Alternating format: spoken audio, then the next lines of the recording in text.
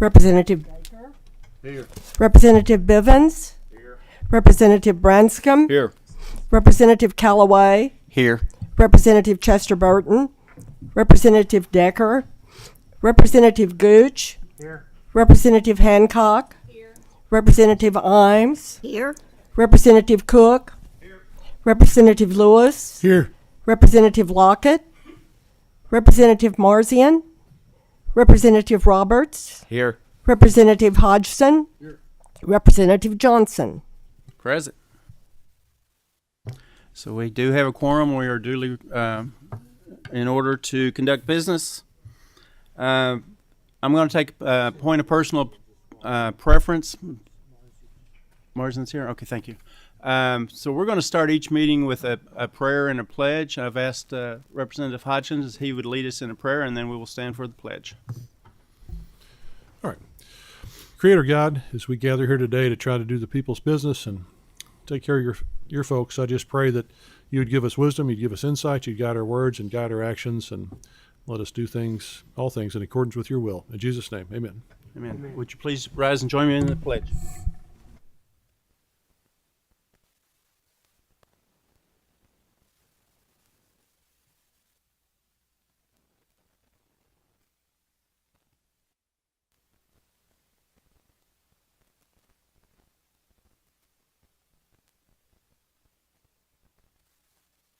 So a couple of administrative notes. First off, I'd please like to remind everyone to turn their phones off or silence their cell phones, please. If you're going to speak on the record, please make sure that your microphone has that green light brightly lit so that you're heard for the record. And we will be implementing the 24-hour rule for committee amendments, committee substitutes, to the extent possible. And then finally, I will be swearing in each and every speaker who comes up to present to the committee. Before we get started with the official business, would anyone like to welcome a special guest or recognize anyone today? Representative Bivens, please. Mr. Chairman, if you'll allow me, I'm very blessed today to have a group from LaRue County, the Leadership LaRue class, along with a couple of chaperones for some adults. I don't know why they need chaperones, but they brought some chaperones with them, as well as our local chamber director, who all of them are very close friends, and I'm certainly proud to have them here today, so I'd ask you to make them feel welcome. Please join me in making them feel welcome. Thank you, Representative Bivens. And finally, one last thing before we get into the agenda. I'd like to welcome our new committee members, Representatives Baker, Bivens, Chester Burton, Hancock, Representative Marzian, welcome back. It's good to see you. And I'd also like to recognize our new Vice Chair, Representative Hodgson. And also Representative Roberts. Sorry about that. So, we have a new chair, a new vice chair, and I think I counted 6 or 7 new members. We should have a good time with this committee.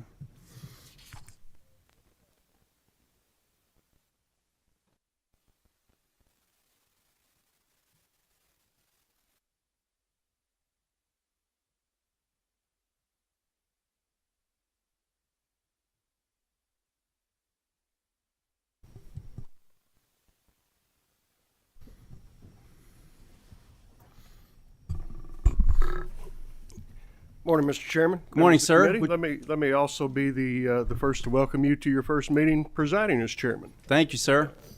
Would you raise your right hand, please? Do you solemnly swear to tell the truth, the whole truth, and nothing but the truth, so help your God? I do. Sir, the floor is yours. Thank you, Mr. Chairman, members of the committee. House Bill 27 is one of the shorter bills that you will probably encounter. That doesn't make it short on consequences, however.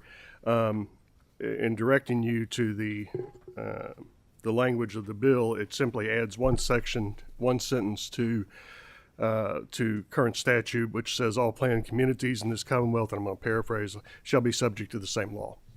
In 2023, we passed the Planned Unit Communities Act and passed the Senate unanimously. I think it passed with all but one or two votes in the House. It was a good bill. I do believe it created a very serious unintended consequence. in that it treated speech differently. And it grandfathered in certain communities, and therefore treated classes of or individual citizens differently based on an arbitrary date. This came to light in 2024. I heard from several constituents that were having problems with homeowners associations, and I heard from several legislators who were also hearing from homeowners or constituents that were having problems, and it's created because of the arbitrary nature of the date that was established for grandfathering, and in some cases, I even heard of examples where sections of the same subdivision were treated differently simply because of development phases, and this bill simply eliminates the prohibition of political signage for all communities, not just the ones prior to or subsequent to the date of the act. It does not prohibit those communities from restricting size, placement, duration. Those things are still perfectly acceptable and allowable to conform with community standards. I think that is perfectly practical in doing so, but it does no longer prohibit someone from expressing free speech. There were some legal questions on it. Representative Roberts attempted to explain some of the intricacies of that law. In my simple mind, all I was going to do was parrot it and do so with no understanding. So I've actually asked Motion him on the bill? To come up and explain a couple of the legal consequences. We do have a motion and a second. I will give you the option of continuing, but we do have a motion and a second. I know when to stay quiet. Yes, sir. Is there any discussion of the bill? Just your presence here. Compelled action on the bill. Representative Marzian? Sure. Representative Roberts, I would ask you to raise your right hand. I don't believe I swore you in. Do you solemnly swear to tell the truth, the whole truth, and nothing but the truth, so help you God? I do. All right, thank you. Go ahead. So, Mr. Chairman, the concerns that I have heard in regards to this bill are just on two issues, and I want to alleviate any of those concerns. There were individuals who asked about whether or not voiding this previous action violates the ex post facto or the impairment of contracts clause of the United States Constitution. I think based on the way that this has been treated in other states, it's clear that it is not. So as for the ex post facto provision, that is a United States constitutional law that indicates that we are not to punish activity that was legal before the law was adopted. This bill does not do that. This bill simply states moving forward that these provisions are void. So this provision, by the way, when there was a challenge on this exact same provision in Washington, they did not even bring up the ex post facto law because it's a frivolous argument. As for the second area with the impairment of contracts, there was a challenge on arguing that voiding this provision would be an impairment of a contract between two private parties. However, Washington likewise, there was a challenge on that grounds, and their state Supreme Court affirmed this law. In fact, there are other states that have adopted this. Our neighbor Indiana, Texas, Kansas, and Washington, as I previously mentioned. Several other states have included this. This simply clarifies the confusion. But the Supreme Court of the United States gave us guidance decades ago in Home Building and Loan Association versus Blaisdell, indicating that not entire contracts, but minor terms in a contract can be invalidated if, to quote them, it is addressed to a legitimate end and the measure taken are reasonable and appropriate to that end. So we can think about what Speaker Osborne was just speaking about.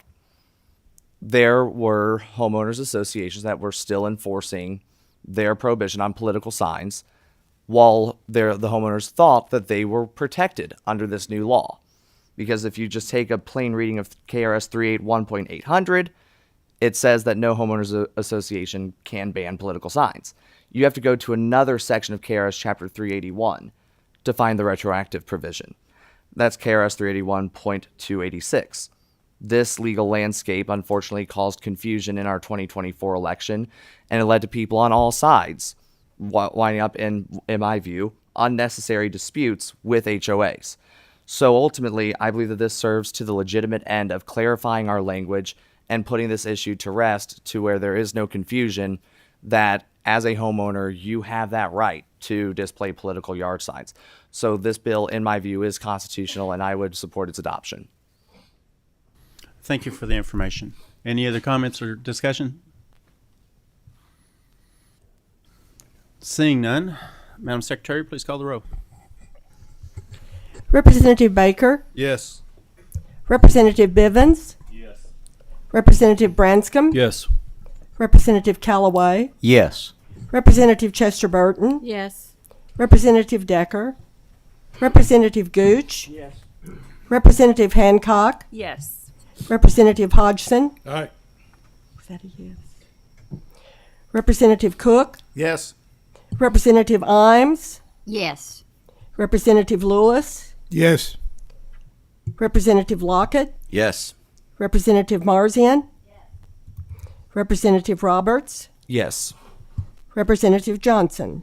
Yes. There being 15 yes votes, 0 no votes, the bill passes with favorable expression. Thank you, Mr. Speaker. Thank you, Mr. Chairman, members of the committee. Next item on the agenda today is an overview and an update of the 2024 election and House Bill 53 from the Secretary of State's office, the State Board of Elections, and the county clerks. Whoever's here representing each group come forward. Mr. Secretary, it's good to see you. I understand you're on a kind of a tight time schedule, so I'm going to ask you to speak first, and then any questions we might have for the Secretary should be asked then, and then the State Board of Elections and Clerk's office can take us home from there. Sir, would you raise your right hand? Do you solemnly swear that to tell the truth, whole truth, and nothing but the truth, so help you God? I do. Thank you, sir. And the floor is yours. And the Board of Elections and County Clerks, if you want to be ready to come up right behind him, we'll keep things moving, but I know you've got a tight schedule, sir. Well, thank you, Mr. Chairman and Mr. Vice Chairman. And congratulations on the well-deserved trust that's been placed in both of you. I look forward to working with you as I have previously, and I'm grateful for this opportunity to speak with all of you about Kentucky's elections. And again, thank you for accommodating my schedule. Kentucky continues to receive attention and admiration from across the country on how we make election policy and how we conduct our elections. I was advised not to mention the award I got last year because you're tired of hearing about it, but my similarity with JFK to the side, I will say the videos of Kentucky's recognition on a national platform have gotten many thousands of views, and only 1,000 are from my mom. You might have noticed that the bulging vein in my forehead is smaller than it was this time a year ago. That's because in 2025, Kentucky has blessedly no statewide elections. Even God had to take a day off to rest. And our election community, especially our county clerks, deserve a year off from administering elections. The best time to think about how to improve elections is when you aren't in the middle of running them. In 2021, our last year off, we worked with you to draft and enact the most significant reform of our election process since 1891, when people had to ride a horse to go vote. All of you who voted for that bill, thank you. Kentuckians across the political spectrum love it and are taking advantage of the improvements that you made. Although I don't think we should make once-a-century changes again this session, we are big believers in continuous improvement. Last year, you voted 89-0 to adjust for inflation the funding you provide our counties for administering elections. Current state law allocates each county 50 cents per registered voter per year and $255 per precinct per election. Unfortunately, these numbers were set in 1984 when we were all playing Pac-Man. I know I was. There's been a ton of inflation the past 4 years, let alone the past 40 years. I hope you'll pass such legislation again, and that this time the Senate will concur. One of the hottest topics in election law today is artificial intelligence. As another sign of the esteem in which Kentucky's elections are held, I've been invited to participate in a national conference on this topic later this month. 4 months ago, I testified before the General Assembly's Artificial Intelligence Task Force, and while I won't repeat those remarks, I will repeat my request that in a comprehensive AI bill, you prohibit deepfake impersonation of election officials. It is illegal to impersonate a peace officer, and for good reason. It should be equally illegal to impersonate a Secretary of State or a county clerk and to put out false information in any format about our elections. An impersonation of me or my deputy secretary or senior staff of the State Board of Elections or a county clerk could do immense harm to our electoral process. I understand one of the things you want me to address is the implementation of last year's House Bill 53, which provided for prompt post-election audits. Like Kentucky's elections as a whole, this went smoothly, but could always be improved. We work closely with our internal IT developers, our county clerks, and their election equipment vendors. By the morning after the November 5th election, either each county clerk or that clerk's vendor provided our office information, including all of the ballot scanners used in the election, as well as which races were voted on using those scanners. My office's IT developers were able to randomize this data in order to select one ballot scanner and one contested race for each county. The results of each random drawing were then shared with the county clerks and made publicly available on our website. Most of the clerks conducted their audit on the Thursday or Friday after the election and reported the results to our office. Most audits found no discrepancies. A few found overvotes or undervotes. Fortunately, in no cases did the winner of an election change. Several counties had to conduct the hand recount multiple times in order for the hand counters to get the same result. For this reason, among others, a limited hand recount for audits is very useful, but I would discourage any embrace of the far-out and unworkable notion that all ballots should be counted by hand in the first instance. If you wish to improve this new measure, I would recommend that you place a specific timeline in the law for this process to be conducted. Finally, I'd like to give you a brief status update on the cleanup of our voter rolls. As you are aware, in 2018, before I took office, a federal court here in Frankfort found that our Commonwealth was deficient in compliance with the 1993 National Voter Registration Act, in that it had not taken necessary steps over a period of years to ensure our voter rolls were current and accurate. Fortunately, we have come a long way since then. From January 2020, when I was sworn in, through January of 2025, Kentucky has removed over 440,000 relocated, imprisoned, or otherwise ineligible voters. That's more than the population of 119 of 120 of our counties. I believe we'll exceed 500,000 this year. Of the 440,000 removed, over 250,000 were deceased, and some had been deceased for some time. I know I don't have to assure the members of this committee that it's important that our voter rolls are current and accurate. As nearly all of you voted for a law in 2021, which the governor signed, that lets Kentucky and other states trade information on voters moving interstate and re-registering to vote, and to act on that information. If the Secretary of State of Indiana or Florida or New Hampshire sends me a formal letter of notification that a Kentuckian has moved to that state and registered to vote, I can take that person off our rolls, so somebody can't vote in more than one state in the same election. I won't make politics out of this because there are none to be made. Republicans and Democrats voted for this law and the governor signed it. I raised the issue because I'm being sued by a special interest group that seeks to prevent me from taking people off the rolls who are actively voting in some other state. They had no problem when we worked together across party lines to write and pass this law. Then, during the summer of a presidential election year, it became critical to them to throw sand in our gears in an attempt to functionally legalize double voting in a closely contested presidential contest. After all I have done to enhance confidence in our elections, I shudder to think that this could be undone by an adverse ruling in a hostile lawsuit. This special interest group routinely appears before you during session, making various requests. As their effort against our elections is backed by out-of-state interests, I would ask you to keep in mind that they don't have our state's interest at heart. I would also note that bipartisan election policy doesn't work if one side accepts the bargain and the other side sues to be excused from its part of the bargain. Thanks again for letting me speak today, and I look forward to any questions or comments you may have. Thank you. Are there any questions? Comment? Discussion?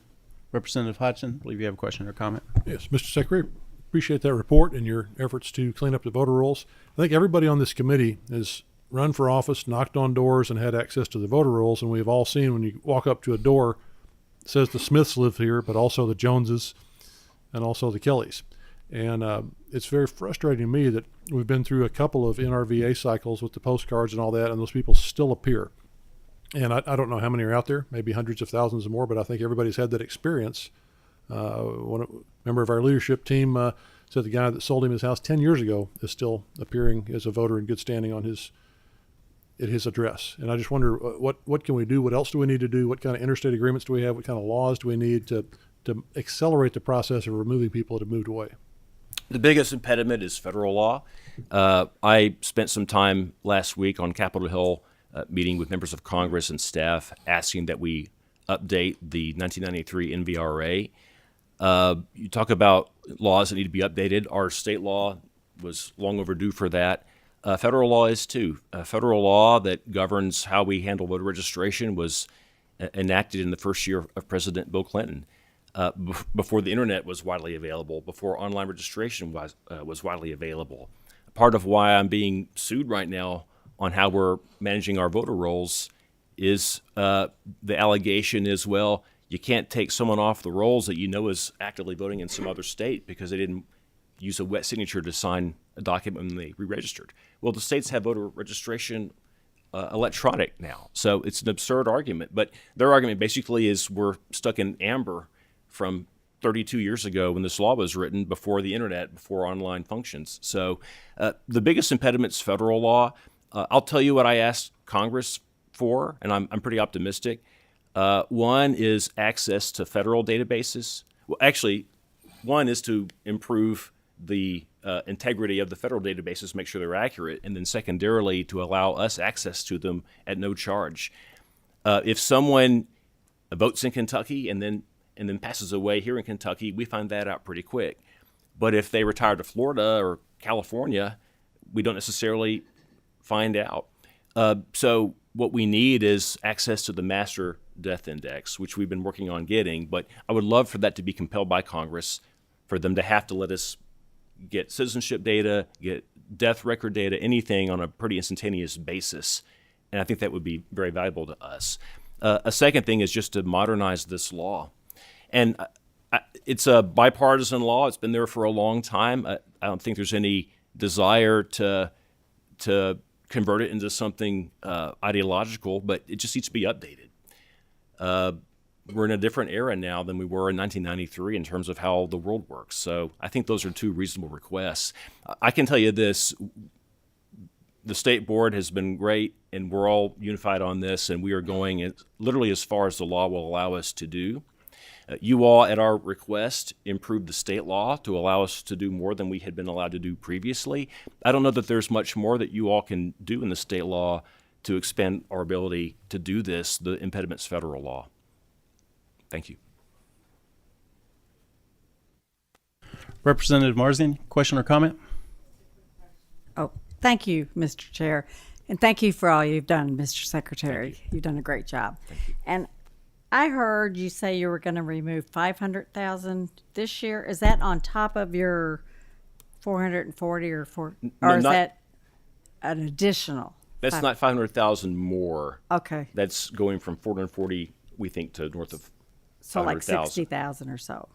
Deceased or moved or? Yeah, we're preparing to do another biennial removal as we did this time 2 years Right. ago, which will be well in the tens of thousands. I don't have a hard number for you yet, but we're almost there. But I think we'll be over 500,000 almost certainly in pretty soon time, and that's a lot of people. It is. But the number of complaints that we've gotten from anyone ever that, hey, I'm alive and you took me off and you thought I was dead, or I still vote and live here and you took me off, we've gotten no complaints. I don't know anyone who's done anything 500,000 times without making a mistake, but our staff have done an amazing job at the state board of following the law and being compliant and making sure anyone who's allowed to vote gets to vote. So it's really frustrating to have this hostile lawsuit brought against us. It's really unfortunate. We're going to try to beat it back. Okay. Could I have one more question? Yes, ma'am. Thank you, Mr. Chair. So when you remove folks, do they get a notice, an email, or something that, I mean, well, of course, if they're dead, they can't respond. But Yeah, we send it to heaven. maybe they have a significant other that they could. But No, the notice comes before the removal, not after. There are multiple. So I don't want to overstay my welcome, but there's two ways people get removed. One is sort of automatic, which is we're notified of someone's death, or someone's felony conviction, or someone's being judgmentally incompetent, which is another prohibition in the state constitution. Those things are done like that, real fast. The other category is people who relocate to some other place, and we don't take anybody off just because they moved. But if we have noticed that someone has moved to another state, if it's because the post office tells us, then the process that we follow that's in both federal and state law is that we send that person a notice and say, hey, we got a notice that you moved, just making sure y'all still live here and vote here, right? And then we wait. And if they don't respond, don't vote, then we wait 2 more years. And then we send another notice. And we say, hey, we really mean it this time. We found that you moved. This sounds really ridiculous, but this is what the federal law requires, and that's what we do. That process takes years, and that's why it's taken us years to get caught up to where we need to be. But that's the process that we follow. Once we take someone off, there's not a third notice. Yeah. Thank you. You bet. Representative Bivens. Thank you, Mr. Secretary, for your comments here today. You know, I'm not so naive to think that we're ever going to get it perfect, but I do take pride in the fact when you hear horror stories out of other states that I think we have a very reliable voter system in this state. I tell people when I walk into a rural community courthouse, which I'm on a first name basis with everyone, and they still require me to show an ID, I think that is great integrity right there. But you said something a while ago that raised a thought in my mind. Do you think that since you don't have access to this federal database, do you think that there are instances where people maybe have a vacation home in another state or something where they are potentially voting twice in elections? Well, I'm speculating, but I suspect probably yes, it happens on the margins, and I would love to be able to get and to act on that information. I don't have evidence of it, so I don't want to say that it is happening. And we do have a law that makes it a felony to do that. But of course, you have to enforce it, and to do that, you have to know about it. So with that, a follow-up question. Has there ever been given a reason, you know, with today's advent of computers, you know, the speed that we can do something is so much quicker than, say, what it was when we did stuff by hand. Has there ever been a reason, you know, why will the federal database why will you not be given access to that, or why have you not been given to it up to this point? So the prior administration just was simply not very cooperative. Okay. And I think we were one of the first states to ask Social Security for access, and they seemed surprised by the request, and they weren't really prepared for it. My hope is that the current administration will listen to secretaries of state and let us do this. One other thing I didn't raise earlier, but your question reminded me, is One more thing I asked for is some sort of central place, ideally within a federal agency, that allows all secretaries of state to trade information. We've been doing bilateral agreements with other secretaries, but I would like one place as sort of a post-ERIC institution, and I think it needs to be part of the government for everyone to trust it. Maybe at the FEC, maybe at the EAC, but one central house database of all the state's voter information, so that I can get information from all the states that either don't join ERIC or quit ERIC or won't do a bilateral agreement with us. So, for example, California. California is the biggest state, but they don't enter into partnerships with other states to trade information on who's moving in or out of California. And there's been a lot of movement in and out of California. That's a huge problem. I think Congress should compel that, just as a matter of national voter registration. These are federal elections. As federal citizens, we all have an interest in these things being done right. So I'm hopeful that will be part of what is offered in federal election reform. I do expect there to be federal election reform in this Congress. And I'll add that I think it needs to be bipartisan. I think what makes us so successful here is it's not one side versus the other, where then half the voters don't trust the elections because the other side wrote the law. I think it's best to do it in a bipartisan way. And the way the U.S. Senate is set up, to get something done, you gotta survive a filibuster. And so maybe some of the Democratic senators who have voted for confirmations for cabinet officials or have voted for the first immigration bill that was passed, maybe some of them will be open to considering modifying some of these laws, or at least maybe providing some more funding so we can upgrade these databases and get access to them. Thank you, Mr. Secretary, Mr. Chairman. Thank you. And in the interest of time, last question, Representative Hancock. Chairman, and thank you for all you do. I have great faith in our election systems here in the state. I have real quick question about if they have been incorrectly removed, which I know doesn't happen very often. Is there a process for them to get back on the voter registration? And the second question I have, Mr. Secretary, is these outliers that can vote in two separate states. Do you feel like these numbers are something that could sway the elections federally one way or the other, to focus on them? Or is that something that's just so minute that it's just part of it not being a perfect system? So to your first question, if someone were improperly removed, that person can re-register. To your second question, I kind of hinted at the answer at what I said to Representative Bivens, but I think if there is abuse, it is probably marginal. But I think any abuse is too much, and I don't want to leave any loophole for anyone to vote twice for president or for anything else. I think it's a vulnerability that's just inexplicable, and I think the reason that we're being sued to strike down our law is to specifically make it possible for people to do this. So I think some people think that there is an avenue to maybe change results.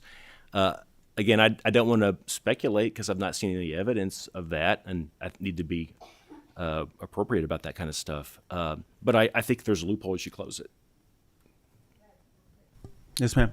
What happens? I know they can go back and register to vote, but I have worked the election polls, so a lot of times that happens. They don't find out the day of the election, and they can't register to vote in that election if they turn in that voter registration that day. Is there a process that we need to be looking at for that as well? Well, there is a process whether someone is incorrectly shown as not being registered or any other issue for that matter. There is a law that allows that person to vote provisionally. And so there's a separate box, if you will, and in that ballot box are provisional votes casted, which are basically sort of trust me votes. Those votes are segregated away from all the other ballots. And then by law, that voter whose eligibility is in doubt is permitted to vote provisionally and then is entitled to a hearing before the County Board of Elections. And so the county clerk, the sheriff, and one Democrat and one Republican would come into session, which they usually are on election day anyway. They would come into session and they would have a hearing, and this person could explain the situation. and then the board could vote to essentially legalize that vote and accept that vote as part of the count. Thank you. Thank you. Thank you, Mr. Secretary. I Thank you. appreciate your time. We'll make one last comment. You mentioned you're getting ready to go to an AI conference. Really look forward to hearing what you learn at that conference, particularly not just how to defend ourselves against AI, but also how AI can help us with, voter verification, voter roll verification, all of that. Looking forward to hearing what you have to say. We'll get together sometime. Thank you, Mr. Chairman. Once again, thank you for your time today, sir. Thank you. Next up is Karen Sellers from the State Board of Elections. And is Jason Denny here? Yes, sir. I thought I saw you. If you would both come up at the same time, we're going to try to move things along a little bit so we can stay on schedule. And would I ask that you both raise your right hands? Do you solemnly swear or affirm that the testimony you're about to provide is the truth, whole truth, and nothing but the truth, so help you God? I do. You're duly sworn in, and the floor is yours. Karen, I'm going to let you start us off, please. If I get this pulled up, I will.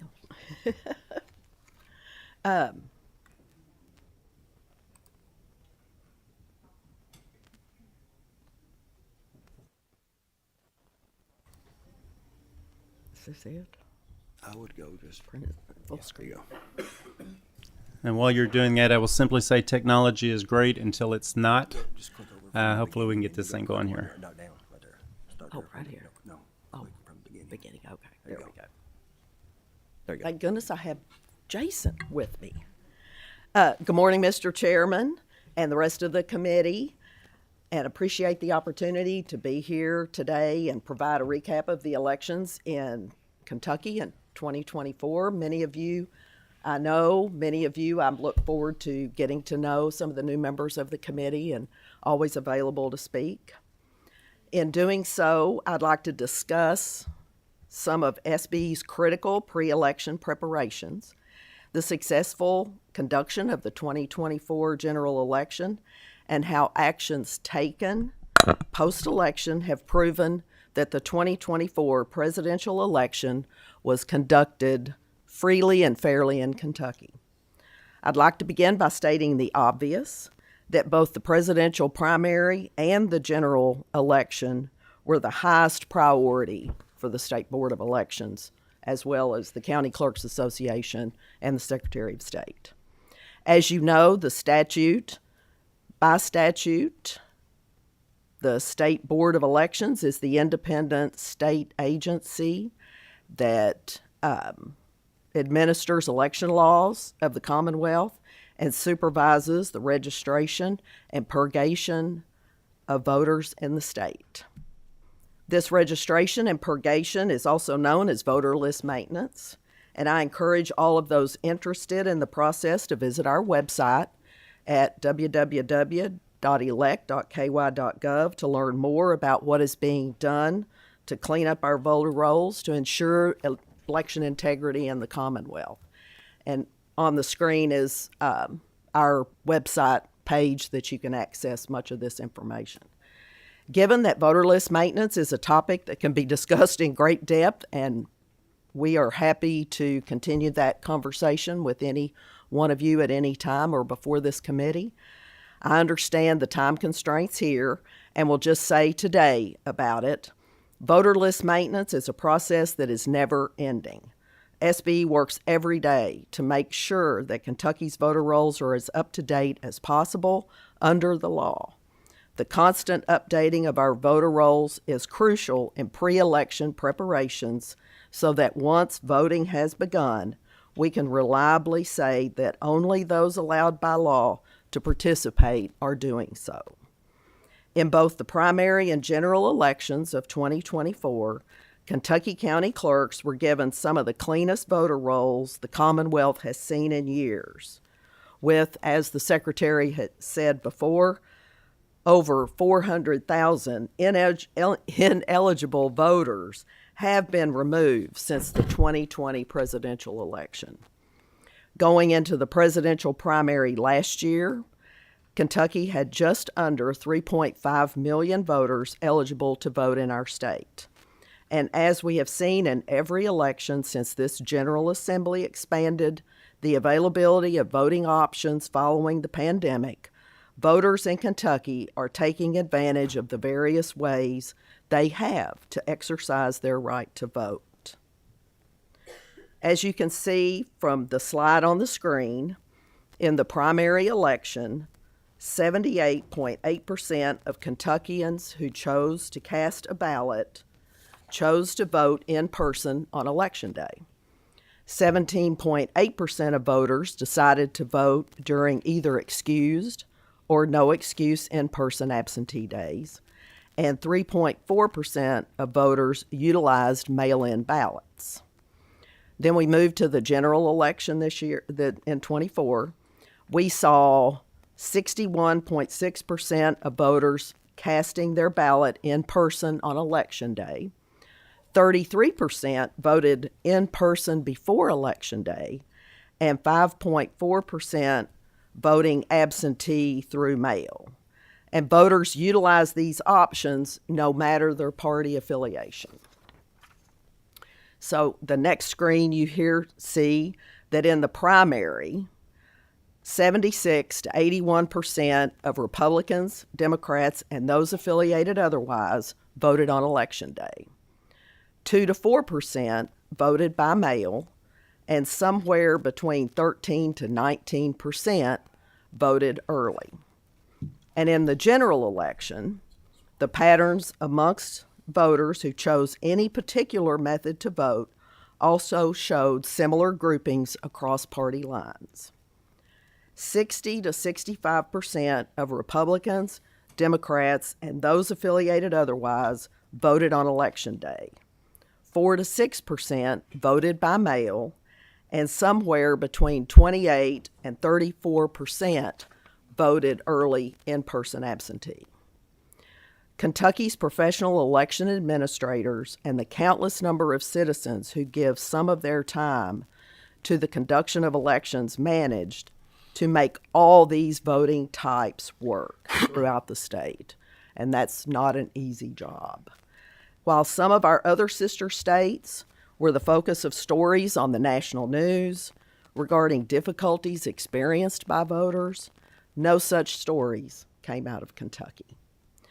When misinformation and disinformation regarding our elections were thrown out by provocateurs, elections in the Kentucky communities worked together to combat those facts. Maintaining the integrity of the election throughout all periods of voting is a duty we do not take lightly, and I think the proof that our 2024 elections were conducted with the highest degree of integrity has been demonstrated. But you don't have to just take my word when I say that our 2024 election was a success. 2 laws passed by this legislature in recent years showed that Kentuckians can trust the accuracy of election results that are reported. In 2021, races for certain offices, including the General Assembly, became the subject of an automatic recount of votes if the winning margin was less than 0.5%. This year, during the general election, when the race for the 67th House seat in Campbell County saw such a margin made up by only 30 votes, an automatic recount of all the ballots cast was held. The results of the race was confirmed. The ballot scanners used to count the ballots had been checked, and their accuracy was confirmed. But the tech was checked in other ways as well. After voting was completed on Election Day during last November's general election, the state saw every county go through a process in which ballots were checked by hand to confirm the accuracy of the results. In each county, 1 ballot scanner machine was randomly selected to be opened so that the paper ballots could be examined. Each county was also given 1 randomly selected race of which to audit. In all 120 counties, this hand-to-eye manual recount process also proved the accuracy of the ballot scanners and the results issued by local election officials just as the Secretary spoke about, and I'm sure as Mr. Denny will also do. In 2024, election administrators throughout the state prepared for what was long billed as the most consequential election in years. That preparation led to a successfully conducted, free and fair election in our state, which we can have confidence in given that unbiased post-election processes that demonstrated the integrity of our elections. Finally, I want to thank the members of the State Board of Elections for their support and availability all through 2024, our Kentucky County Clerks and their association, all their hard work and the integrity that they bring to all the voters in each of their communities. The SB administrative staff and our IT staff for all they do daily for elections, our federal and state partners, and of course the Secretary of State. This group has put their heart and soul into ensuring that the 2024 presidential primary and general elections in the Commonwealth of Kentucky were a great success and conducted with the utmost integrity. I am so proud to have this group representing the Commonwealth and know we will all once again be prepared to deliver free and fair elections to the people of Kentucky the next time they cast their ballots. And, with that, I thank you again and welcome any questions. Thank you. And we have one question, but I'm going to ask Mr. Denny to go ahead and make your opening comments. And we're running up against the time problem here, so you get to be brief if you want to be. Good morning. Of course, you've been told my name is Jason Denny, and I am the County Clerk in Anderson County and past president of the Kentucky County Clerks Association. Our current president, Kevin Alexander from Edmonson County, couldn't make it today, and he asked me to fill in. I want to begin by thanking you all for the partnership over the past few years. Together, we have worked to develop some outstanding legislation to continuously improve Kentucky's elections. As a result of that partnership, I am pleased to report that in general, the November 24 election was a success. We saw high turnout and quick reporting of accurate results. County clerks across our staffs, county boards of elections, and thousands of election officers put in many long hours to ensure that voters had the best possible experience. As the highest turnout election in our 4-year election cycle, clerks and county boards worked to develop county-specific plans to address the high numbers of voters, and especially the first-time or infrequent voters that come out for just presidential elections. For the most part, those plans work, but we will continue to refine them to offer the best experience for our voters. This year, early voting was particularly popular as many counties saw lines on early voting days for the first time since the General Assembly authorized 3 days of early voting. Some counties may need to add additional capacity for early voting in the future. Time will tell whether some of these voters decided to start voting early in a non-presidential elections as well. Based upon the experiences in other states, we suspect that may happen. That's why we appreciate having the flexibility with oversight from the State Board of Elections and Secretary of State to tailor our plans to meet the needs of voters in each county and to adjust based on the levels of turnout that vary from election to election. This election marked the first time counties implemented the House Bill 53 post-election audit. KCCA spent endless hours training clerks and election staff, and that training paid off. The audits revealed no issues with the voting system, which isn't a surprise given all the testing that is performed before each election. This should increase the confidence in our elections. On a personal note, I felt that the audit was easy to administer, having taken part in previous audits that had been implemented.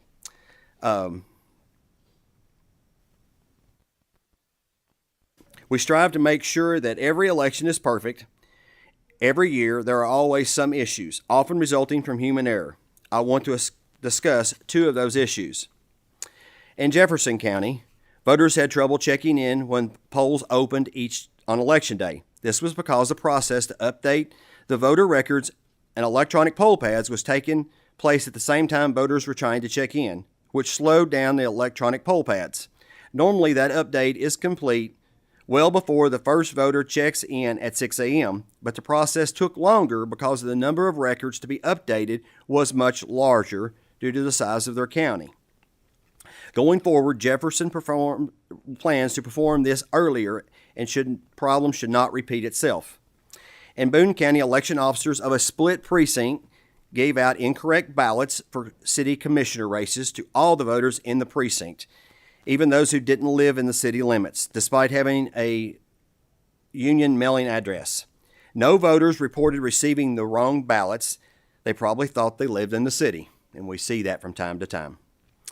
When election officers ran out of ballots early or late in the morning, they notified the county clerk, which identified and fixed the problem going forward. But the damage had already been done as too many votes had been incorrectly cast. As a result, a judge recently invalidated that election. We always train our poll workers to pay attention, especially in split precincts. And that training was given at Boone County like in all other counties. But sometimes, as we all are human, mistakes are made. One solution which many counties are starting to adopt and transition, which Boone County has implemented but not completed, is to move to a ballot-on-demand printing process.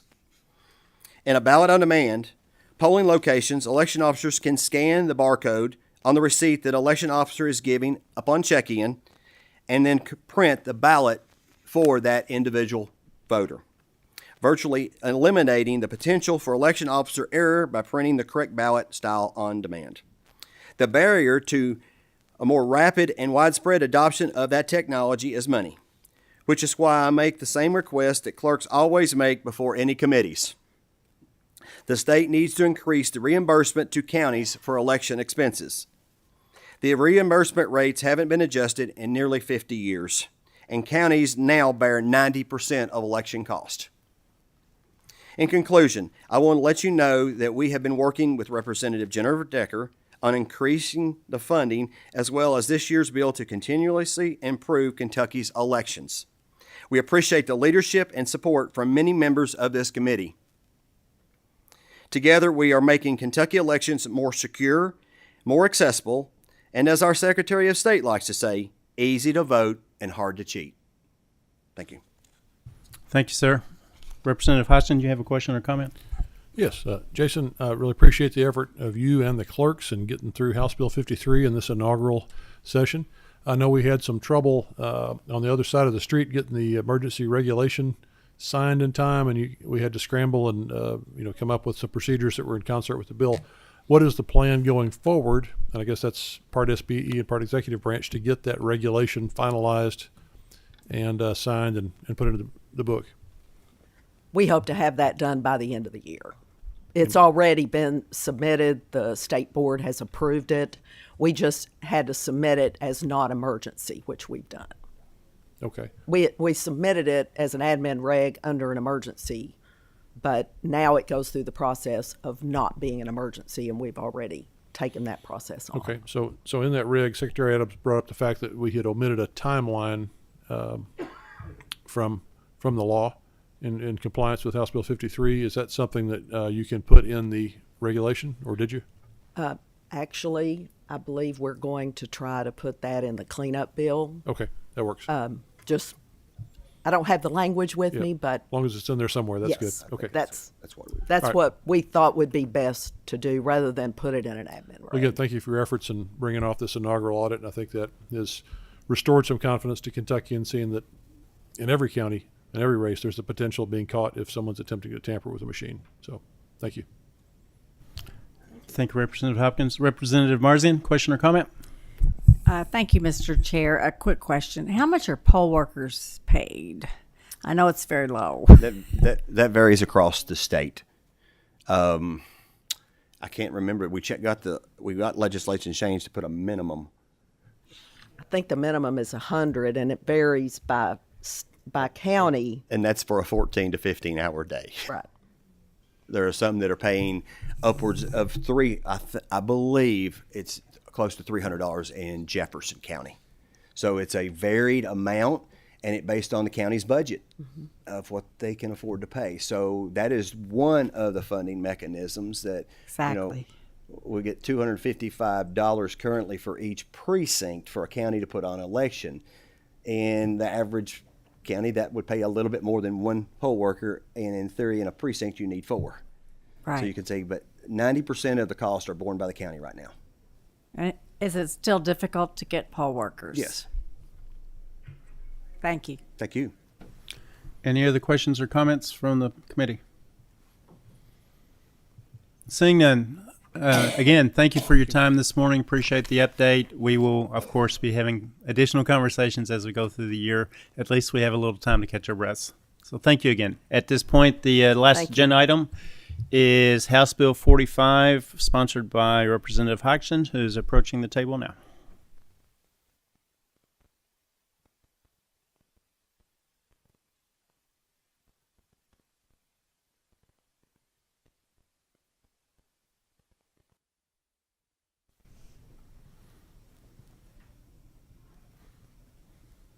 So would you raise your right hand, please? You solemnly swear to tell the truth, the whole truth, and nothing but the truth, so help you God? Sir, the floor is yours. House Bill 45. All right, thank you, Mr. Chairman. House Bill 45 is simply to create some consistency in our law that bans foreign participation in our election process. Can you pull the mic up just a little closer? Sorry. Thank you. So we want to ban foreign participation in our election process. As we all know, as having been candidates and filed our election reports, you cannot take a campaign contribution from a foreign national, but we have a loophole in the law in that for ballot measures, foreigners seeking to influence ballot measures like constitutional amendments donate to 527s, 501c3s, 501c4s that then run advertising to influence those ballot measures one way or another. As a matter of fact, in the last 9 years, it's reported there's been as much as $1 billion spent by foreign nationals, mostly foreign billionaires, to interfere with our elections, which I think most of us would agree is not appropriate. In fact, some of these foreign donors have been quoted as saying they want to reinterpret the U.S. Constitution through their involvement in state ballot measures and constitutional amendments. So there's a program called Americans for the Public Trust. They've documented this activity, attended a seminar on that this summer. The law that I have expressed in House Bill 45 mirrors the model legislation that some national groups have reviewed as being from a legal standpoint. And basically what this does is you as a donor to a super PAC or a 501c3, you cannot, if you're a foreign national, you have to certify that you're not a foreign national in order to donate. And there are legal ramifications for both the donor and the super PAC if you're lying about that. So that's essentially what it is. Puts us on the same playing field for ballot measures as it does the general election, and provides legal remedies if someone violates the law. And it would also require disclosure. I think in this last election we had some 501c3s running advertisements either for or against one of our ballot measures, and there was no attribution required that you usually have paid for by. And spoke to the director at KREF and said, yeah, we need to close that loophole in the law and make it the same for all election measures. So glad to answer any specific questions, but basically we're going to disallow foreigners from playing in our election and make the appropriate changes to KREF law to enforce that. Thank you, Representative. Representative Hancock, question or comment? Yes, thank you, Mr. Chairman. And thank you for letting me speak. My first question is two-part. Has this been an issue in Kentucky, and can you provide examples? Yes. Americans for Public Trust said that foreigners paid $585,000 in Kentucky against 2023 Amendment 2, which failed. So they have participated in influencing our elections. Thank you, Mr. Chairman. My other question is, how are we going to identify these folks? I mean, other than them self-identifying when they contribute. So they, as a donor, have to certify, just like they would if they donated to your campaign, that they're not a foreign national. It's also incumbent on the 527 or the 501 receiving those funds to make sure they know who their donors are. They've got to keep records, and someone can bring a challenge if they think someone is falsely representing their identity. And the organization would have to refund the donation at a minimum, and it could be up to refunding for damages triple the amount if they knowingly accepted that from a foreign national. So it's not in that organization's best interest to accept donations from a foreign national. Any further discussion? We have a motion on the bill and a second. Madam Secretary, please call the roll. Representative Baker? Yes. Representative Bivens? Yes. Representative Branscombe? Yes. Representative Callaway? Yes. Representative Chester Burton? Yes. Representative Decker? Representative Gooch? Yes. Representative Hancock? Yes. Representative Hodgson? Yes. Representative Imes? Yes. Representative Cook? Aye. Representative Lewis? Yes. Representative Lockett? Yes. Representative Marzian? Representative Roberts? Yes. Representative Johnson? Yes. There being 15 yes votes, 0 no votes, the motion is passed with with favorable expression. Thank you, Representative Hodgson. Thank you, Mr. Chair. Is there any other business before the committee? I will simply wrap up by saying I wanted to say thank you to the people who are in the audience today.